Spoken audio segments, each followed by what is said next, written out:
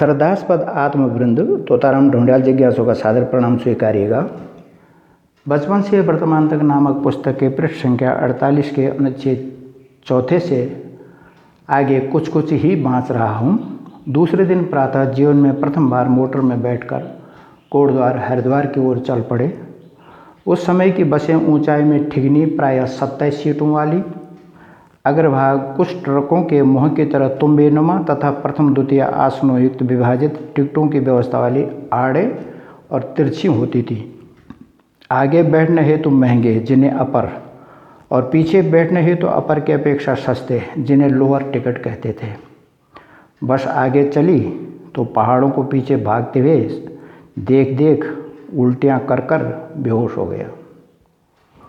अस्तु पट्टी चोपड़ा कोट में स्थित ग्राम पोखरी के हरिद्वार कुशा घाट में किराए के छोटे से मात्र एक ही कक्ष में अकेले रहते हुए पुरोहिती करने वाले हमारे रिश्तेदार बौड़ा श्री छविलाल पोखरियाल जी की छत्र छाया में मुझे प्रथमा द्वितीय वर्ष अर्थात कक्षा 7 में प्रवेश मिला।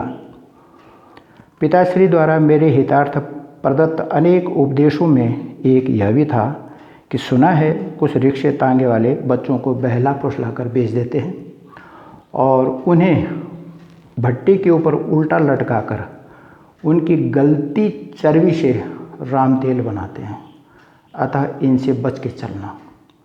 उक्त वक्तव्य का मूल उद्देश्य समझने की बड़ी अवस्था तक उनके उपदेश का शतशः पालन किया। पिताश्री के गांव वापस आने के क्षणों में भी मैं बहुत रोया था।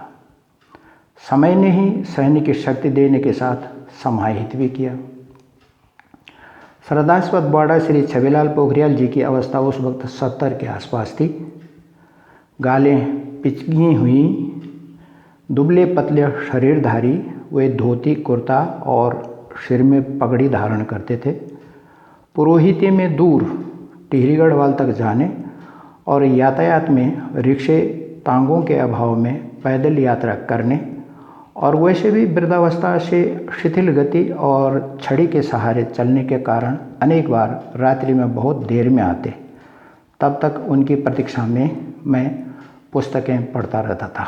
नींद न आए इसके लिए अपनी चोटी को तागे से बांधकर छत पर गड़ी कुंडी में स्वयं ही फंसाता ताकि नींद से झटके लगते ही जग जाऊं। मेरी स्थिति देख पड़ोसी भी और बौड़ा जी बहुत दुखी होते थे।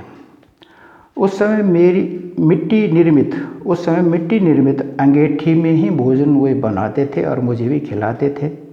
मुझे भोजन बनाना नहीं आता था। अनेक बार वे पुरोहिती में मिले या बाहर से ही बना बनाया भोजन ले आते थे।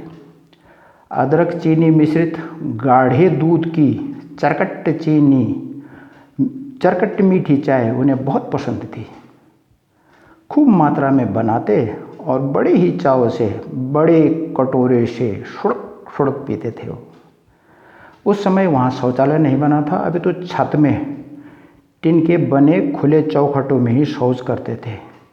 मैला ढोने वाले नर नारीगण मलमूत्र से लबालब भरे हुए उन डिब्बों को लोहे की मोटी तारों वाले हैंडलों युक्त बड़े कनस्तरों में उड़ेलकर अज्ञात स्थान हेतु ले जाते थे।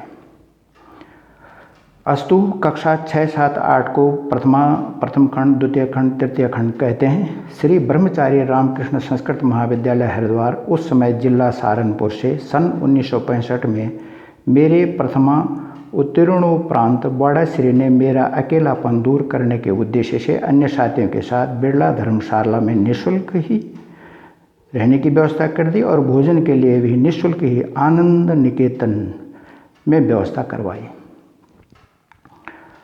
दोनों जगह निःशुल्क ही व्यवस्था हुई। सन 2012 में प्रकाशित कृतज्ञ हूँ नामक अपनी पुस्तक में उनके लिए कृतज्ञता ज्ञापित प्रकाशित है। पुनः सादरेण श्रद्धांजलि समर्पयामि।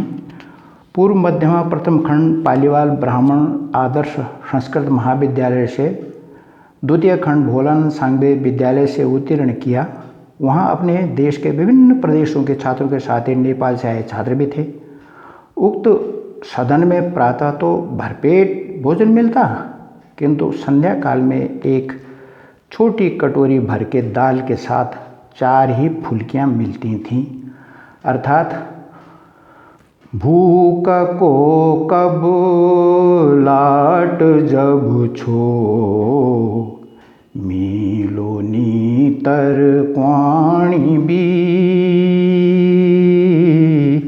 आज मिलो पचदो नीच, सूकी डाली चारिसी। भूख को कब लाट जब छो, मिलो नीतर क्वाणी भी, आज मिलो पचदो नीच, सूकी डाली चारिसी। अस्तु, मुझे निःशुल्क आवास एवं अन्न जल दाता संबंधित उन सभी को श्रद्धावनत सादर प्रणाम करते हुए उनके प्रति कृतज्ञता ज्ञापित के सिवा कुछ भी नहीं दे सकता। मैं स्वयं भोजन बनाने के उद्देश्य से 1 जनवरी सन 1966 के दिन पीतल का स्टोव क्रय किया। स्वीकृति पत्र बनाकर 1 आने में मिट्टी तेल, 1 आने में सरसों का तेल, 10 पैसों में सब्जी और 1 आने में दूध लाया करता था। बुधवार 2 मार्च सन 1966 के दिन मालवाहक बड़े ठेले द्वारा बौड़ा श्री छविलाल पोखरियाल जी के एकमात्र सुत श्री गोविंद राम पोखरियाल, जो कि नौकरी करके द्विचक्रिका से घर आ रहे थे, की कुचलकर मृत्यु हो गई।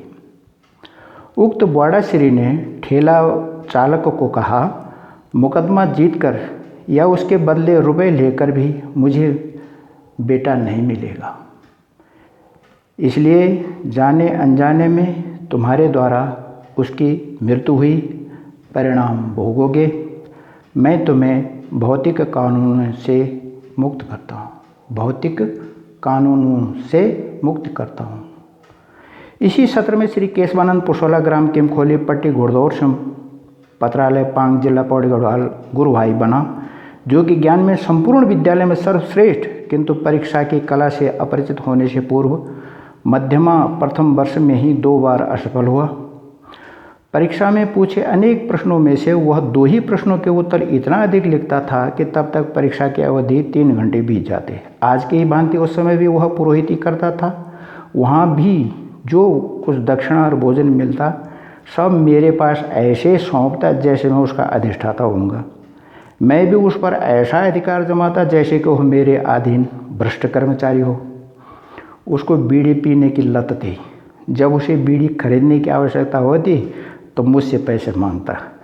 बीड़ी खरीदने के नाम पर मैं नहीं देता तो वह दोनों हाथों जोड़ करके और बड़ी मिन्नतें करता। उसकी गिड़गिड़ाहट पर तरस खाकर उसी की कमाई मैं ऐसे देता जैसे वह भिक्षुक और मैं दानवीर कर्ण होऊंगा। बहरहाल अब उसने धूम्रपान छोड़ दिया है। सर्वदा की तरह ही उस दिन भी पुरोहित में मिली पूरियां मेरे लिए लाया। तब तक मैं सो गया था। उसने किसी अन्य को दे दी और मेरे लिए दूसरे दिन दुकान से तज्जी लाया, जिन्हें मैंने नहीं खाया। मैं तो उन्हीं को खाऊंगा जी जो पुरोहित में मिली थी।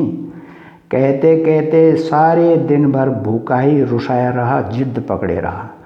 वह भी मनाते मनाते थक कर शांत हो गया। अंत में पुनः मैंने वही पूरियां खाईं जिन्हें वह दुकान से लाया था। मेरी और उसकी ऐसी निष्कपट घनिष्ठ दोस्ती थी, बड़ा आश्चर्य होता है। इन पंक्तियों को लिखने की बेला में वह फरीदाबाद में रहता है। संवाद में कभी कभी उक्त का विश्लेषण करते हुए खूब ठाके लगते हैं। प्राणदाता परमात्मा की दुर्वधेणी हुआ, बागदेवी की दुर्वधेणी हुआ, धूप सिमौलियाँ चाम फुलियाँ। ओम